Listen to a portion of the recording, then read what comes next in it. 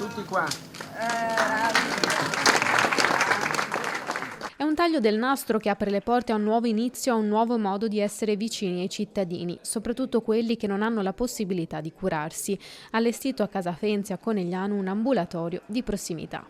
Un ambulatorio, diciamo, di medicina generale che è di prima accoglienza e accoglie persone che hanno problemi di salute e non hanno il medico di medicina generale, vi operano medici di medicina generale e dopo anche specialisti, medici specialisti, nel caso ci fosse bisogno di loro intervento, infermieri e dopo una serie di volontari che cureranno anche le pratiche amministrative. Un luogo dedicato a tutti coloro dovessero aver bisogno di un parere specialistico ma che per costi o difficoltà ad accedere al Servizio Sanitario Nazionale non riescono ad ottenerlo.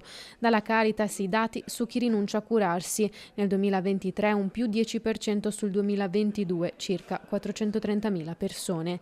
Il progetto è stato realizzato dalla rete tra Caritas di Vittorio Veneto, Casafenzi, l'Ufficio Diocesano, l'ATS, il Comune e il Rotary Club che ha messo a disposizione le attrezzature.